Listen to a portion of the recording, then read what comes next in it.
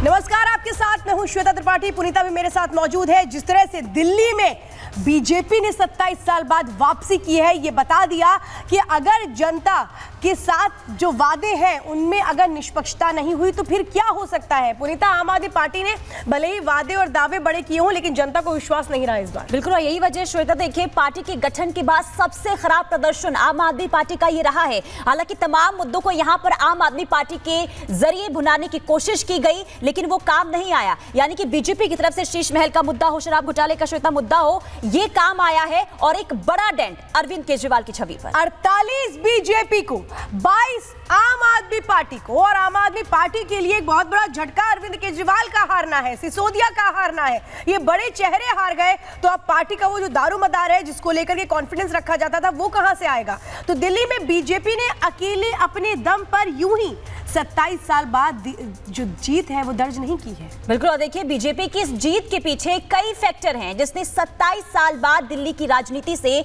BJP का सूखा खत्म कर दिया है।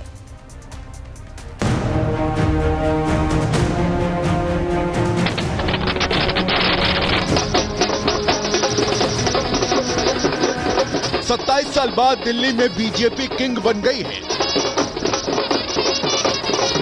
दिल्ली में आज से आम आदमी पार्टी का राज खत्म होने जा रहा है। दिल्ली में आम आदमी पार्टी के साथ खेला हो गया है तो बीजेपी को अगले 5 साल तक दिल्ली में राज करने का मौका मिल गया है।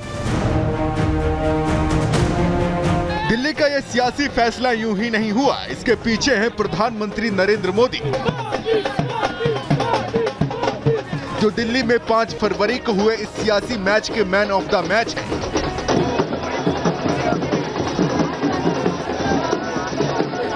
चुनाव के रिजल्ट आने के पहले तक कहा जा रहा था कि दिल्ली में कड़ी टक्कर है, लेकिन ब्रांड मोदी के आगे ना तो कोई टक्कर चली, ना हवा बदली और ना ही कोई रणनीति काम आई। सीधे सीधे कहें तो दिल्ली में केवल मोदी का ही जादू चला। अब हम आपको दिल्ली में बीजेपी को मिली जीत के वो फैक्टर भी बता देते हैं जिससे दिल्ली में बीजेपी का बेड़ा पार हो गया। तो देखिए, बीजेपी के जीत का सबसे बड़ा फैक्टर है आक्रामक चुनावी कैंपेन। प्रधानमंत्री नरेंद्र मोदी ने अपनी हर रैलियों में केजरीवाल पर ताबड़तोड़ हमला बोला, आम आदमी पार्टी को आपदा तक बता दिया। मोदी के बाद गृह मंत्री अमित शाह और यूपी के मुख्यमंत्री योगी आदित्यनाथ ने भी पीएम मोदी की इस लाइन को फॉलो किया और आखिरकार बीजेपी जनता को ये बताने में कामयाब हो गई कि दिल्ली में फिर से आम आदमी पार्टी का सत्ता में आना ठीक आपदा के आने जैसा होगा। तो वहीं बीजेपी की जीत में दूसरा बड़ा फैक्टर है टैक्स में राहत देना। दिल्ली चुनाव से ठीक 4 दिन पहले यानी 1 फरवरी को आए बजट से भी बीजेपी को कहीं न कहीं फायदा मिलने की बात कही जा रही है। दावा किया जा रहा है कि आयकर में 12 लाख रुपए की इनकम पर कोई टैक्स न लगाने से बीजेपी को फायदा मिला, क्योंकि दिल्ली में ज्यादातर लोग नौकरी पेशा वाले हैं और टैक्स में राहत मिलने से उनकी नाराजगी कम हुई और उन्होंने बीजेपी को वोट किया होगा। बीजेपी की जीत में तीसरा बड़ा फैक्टर है महिलाओं को 2500 रुपए देना। इस बार के चुनाव में बीजेपी ने भी रेवड़ी कल्चर अपनाने में संकोच नहीं किया। केजरीवाल ने महिला सम्मान योजना के तहत 2100 रुपए देने का ऐलान किया तो बीजेपी ने इसके जवाब में महिलाओं को हर महीने 2500 रुपए देने का ऐलान करके पूरी बाजी ही पलट दी। बीजेपी की जीत में चौथा बड़ा फैक्टर यूथ पर मजबूत पकड़ रही।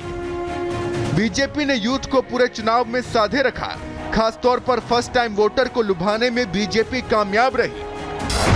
तो वहीं हार्डकोर हिंदुत्व भी बीजेपी की जीत में बड़ा फैक्टर साबित हुआ।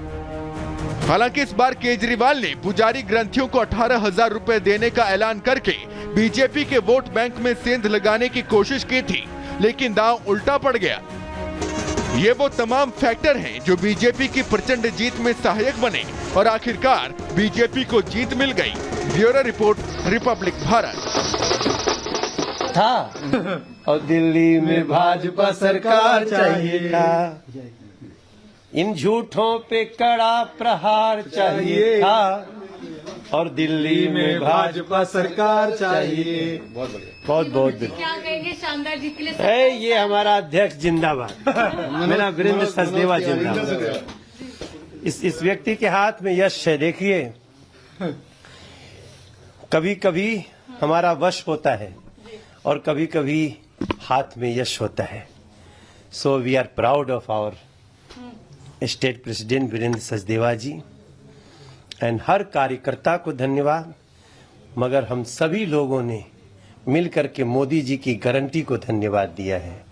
मोदी जी की गारंटी के प्रति जो विश्वास है दिल्ली के लोगों का दिखा है, वो ये तय हो गया है कि हरियाणा में जैसे लोग, महाराष्ट्र में जैसे लोग, अब मोदी जी अगर लिख के दे दिए संकल्प पत्र में, तो फिर दुनिया की कोई ताकत, एक था ना जो बोलता था इस जन्म में नहीं, अरे इसी जन्म में तो बार बार हारेगा और किसी के नजर से, वोट से क्या नजर से भी गिर जाएगा. Arvind Kejriwal bye bye tata, finish, खत्म, अब कभी नहीं आ सकता.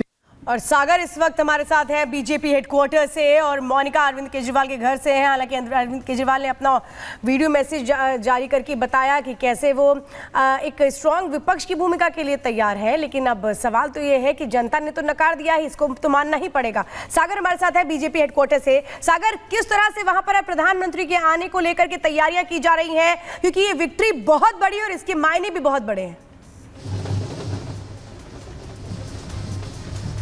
देखिए बिल्कुल श्वेता, कुछ ही देर में प्रधानमंत्री नरेंद्र मोदी 7:45 पर यहाँ पर पहुंचेंगे.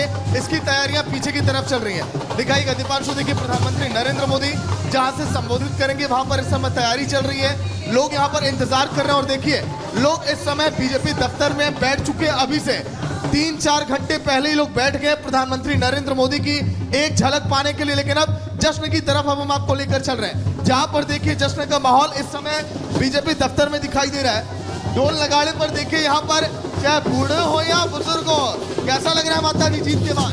बहुत बढ़िया लग रहा है. वो जीत के बाद हम लोग महाराष्ट्र नागपुर से आए हैं ये जीत की खुशी के लिए. लग रहा था कि ऐसी जीत मिलेगी आपको? जी, ऐसी जीत मिलेगी आपको लग रहा था? बहुत लग रहा था, हमें तो लग रहा था, भरोसा था कि जीत हमारी होगी. क्या चाहती है दिल्ली में, अब क्या बदलाव हो? जी, दिल्ली में क्या बदलाव होना चाहिए? सब कुछ बदलाव, बहुत कुछ बदलाव होना चाहिए जो अभी तक नहीं हुआ. मोदी जी है तो सब कुछ मुमकिन है. कैसा लग रहा है चाचा जी जीत के बाद? बढ़िया लगा है, बहुत बढ़िया लगा है. केजरीवाल दारू के पीछे गए, दारू बेचो अब तुम बैठ के आराम से. अब की विकास होगी. मोदी सरकार, योगी सरकार, यहाँ मनोज तिवारी लोग आ गए, अब दिल्ली की विकास होगी. आपदा को उखाड़ फेंक दिया पूर्वांचल लोगों ने.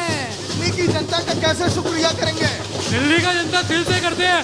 हम 27 साल से भूखे रहे थे, 27 साल का वनवास खत्म हुआ है और हम तो देखिए एक बार ये जश्न की तस्वीरें आप देखिए, लोग यहाँ पर तमाम यहाँ पहुंचे हुए हैं. जी वो भाजपा तय करेगी. मैं एक ही चीज कहना चाहूंगा, दिल्ली हुई हमारी, अब पीओके की बारी. हम पीओके के जो हमारा अखंड भारत है वो बन के रहेगा. धन्यवाद.